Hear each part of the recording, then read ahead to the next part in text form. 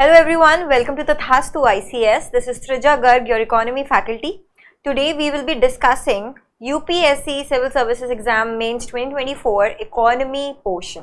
Okay, so there were around 7 questions that were asked. We will discuss each and every question in detail. I will also provide you with a model answer. Okay, so let us start. Okay, let us start. The question number 1, examine the pattern and trend of public expenditure on social services in the post-reforms period in India. So, let us first look at the first part of the question. Okay, they are asking us to examine, okay, what? The pattern and the trend of what? The public expenditure, जो कि कौन करता है? Government. Okay, on what? Social services, for example, education, healthcare sector, okay, for the human capital, for you can say water, sanitation, okay, etc. So this is social sector, okay, to help the society, develop. Okay, so basically they are saying we need to do what? Examine the pattern also. Pattern means something that is repetitive. Okay, you can see a repetitive pattern in something. Trend means in what direction? Is it increasing? Is it decreasing? So we will do that. Of public expenditure on social services in what period? Post reforms period. So 1991 के बाद 1991 में जो हमारे economic reforms आए थे उसके बाद के बारे में बात हो रही है. तो पहली चीज जो आपको करनी है कि हमारे इसमें 3 चीजें आ जाती हैं. First thing is pattern and trend. You have to basically approach the question and the answer should include both pattern and trend of the public expenditure on social services and focus only on the post reform period, because anyway the answer is in 150 words, so we already have limited words, so we do not need to give a proper historical background. A slight, a very in a very subtle way we can give a historical context, and I will tell you how. This is the first part of the question. The second part of the question is to what extent this has been in consonance with the achieving the objective of inclusive growth. Now what is inclusive growth? Okay, inclusive growth means that the economic growth of the country, all the opportunities are provided to all the sections of the society. Everyone in the country, the opportunities are available to everyone, the benefits of the growth are available to everyone, so that is inclusive society. So the government is spending, for example, the government is spending money on employment generation, then that employment generation specifically should help the marginalized communities of India. Okay, so similarly all the public expenditure that the government is doing since the post-reform period, is it helping with the inclusive growth? Because we want what? सबका साथ सबका विकास. तो ये भी हमारा जो aim है, क्या ये पूरा हो रहा है? Can this also help us become Viksit Bharat by 2047? Okay, so to become Viksit Bharat by 2047, we need inclusive growth and sustainable development as well. Okay, so this is what we will talk about in this question. So now let us see. Every question has 3 parts. Okay, every question has 3 parts. The first part is basically the introduction.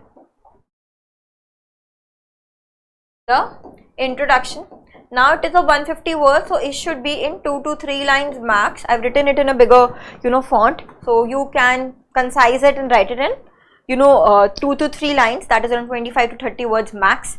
Okay, then the body should include 2 things: bullet points, subheadings, okay, and short para. Short para means explaining every subheading or the point in 1 to 2 lines. So all the body should be of 100 words. Okay, and again you are left with conclusion, so it should be within 25 words. Okay, now introduction, body and conclusion are not written as a subheading. Okay, so this is the basic structure of an answer. Now let us see what I have written. India's economic reforms, the 1991 economic reforms. So I mentioned the keyword in the answer. It is very, very important to mention the keyword and underline it as well. India's 1991 economic reforms shifted public expenditure priorities from limited welfare focused spending to a broader emphasis on social services. So basically यहाँ पे मैंने एक subtle way में mention कर दिया historical context in which I have told that the public expenditure has the aim has shifted from a very limited welfare schemes to more emphasis on social services. तो हमारा जब क्या हुआ था, independence के बाद 5 ईयर प्लान्स आए थे and they focus majorly on getting food security and also you know increasing the economic growth. Later on development पे हमने फोकस करना स्टार्ट किया था. Okay, so this was main.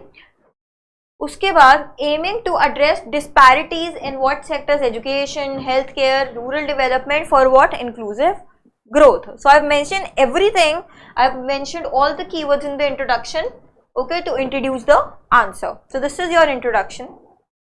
Then let us talk about the first part of the body, that is pattern of public expenditure on social services. Now this is a bit detailed. You can obviously concise it into 150 words. The detailed version is presented to you so that you are able to understand the question, okay, and the answer. First, what I've done is I've divided the periods into decades. The first decade is 1991 to 2000, then 2000 to 2010, 2010 to 2020, and 2020s.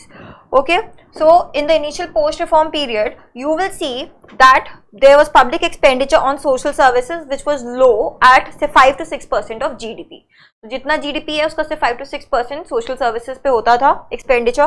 Focus उस time पे poverty alleviation था through PDS system, that is public distribution system, to provide food security to the people and employment as well. There was very less emphasis on health and education, and even National Rural Employment Guarantee Scheme was initiated, but the spending on health and education was low. Then came the growth phase, which was from 2000 to 2010. The expenditure increased from 5 to 6% to 7 to 8% of GDP. There were certain schemes which were launched for public expenditure on social services. Also aims towards inclusive growth. Sarva Shiksha Abhiyan and National Rural House Mission.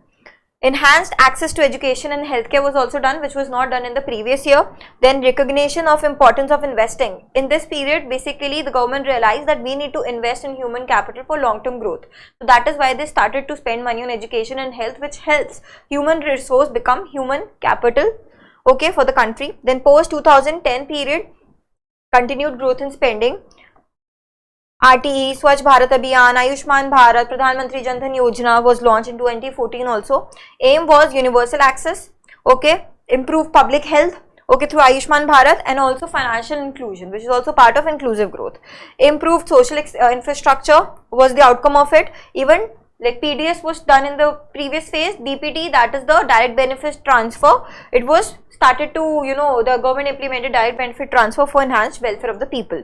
Then in the recent period, you will see the COVID, basically COVID-19 prompted our government in healthcare investment. Also certain initiatives for online education were taken up by the government. For example, eVidya and Nipun Bharat, they were introduced to maintain education access and improve literacy. So you will see this is a pattern I have talked about, right, in our public expenditure on social services. Now what are the trends? Trend is in which direction? So you will see there has been a steady increase in allocation, which is driven by government's focus on inclusive and sustainable growth. So again, I have included the keyword inclusive growth in my second part, in my body as well. Okay, the rural development and employment, Manrega continues to receive significant funding, reflects a focus on rural poverty and job creation as well. And I've mentioned the current news. For example, the fiscal year 25 budget allocation, 11% has been an increase for infrastructure development and even for backward areas. Then in healthcare spending, you will see the fiscal year, this year's budget saw 13% increase in healthcare funding. Even the Ayushman Bharat started to get expanded, enhancing mental health services and healthcare infrastructure, with pandemic emphasizing the need for a better and stronger public system. Then education, maybe if you will see increased allocations for programs like Samagra Shiksha Abhiyan and PM Shri in 2024 to 25. Budget highlights the government commitment to improving education access and learning outcomes. Iske alawa, there is Swadnidhi scheme also, okay, for street vendors. So a lot of things have been happening, and you will see the trend is that allocation has been increasing. But what about the inclusive growth? So we will divide it into two parts. Arguments for inclusive growth, you will see economic growth at 7.3%. 2023 to 24 led to significant poverty reduction. Okay, even the trend has been the same. We've already discussed the trend. in the past, so I am not repeating it because every line should have, you know, a new information. Manrega also improved rural employment, and financial inclusion initiatives have also enhanced the governance. And if we talk about the arguments against, you will see there is still gender inequality that persists, only 29.9%. There is female labor participation. 373 million people still live in multi-dimensional poverty, even though we've taken people out of poverty level, and there are still disparities in education funding. For example, there has been a cut in UGC, that is University Grant Commission funding, and which can hamper or threaten our long-term growth. So what should we do? That is our conclusion. Moving forward, this is a transitional expression. Okay, this is a transitional expression. You remember how, you know, when we drive a car, okay, जब car drive करते हैं तो हम एक turn लेते हैं, और या फिर हमें गियर चेंज करना होता है, तो what do we do, it has to be very smooth, otherwise there will be a jerk. So similarly you use transitional expressions for smooth transition, okay, to another paragraph. So continuous investment is required in social sectors with effective monitoring so that we ensure the economic growth benefits everyone. This includes the concept of inclusive growth, fulfilling the vision of inclusive and sustainable development, that is Sabka Saath Sabka Vikas. Okay, so this was an approach towards the question which addresses all the requirements of the question. Now, there was also a PYQ. I wouldn't say it is exactly the same, but on the same topic. This was asked in 2019 mains. The public expenditure management is a challenge of the government of India in the context of budget making during the post-liberalization period. So again they are talking about the public expenditure in the post-liberalization period, that is the economic reforms period 1991. So again I wouldn't say the approach has to be same in the question, but I would say the topic becomes important for you. So using the previous year questions, one, you understand how to write the answer, that is the art of writing an answer, and two, basically you understand that which topics are very, very important, because if they are repetitive it means they are very, very important for the exam purposes. Okay, I hope this was clear. Thank you so much. I'll see you in the question number 2.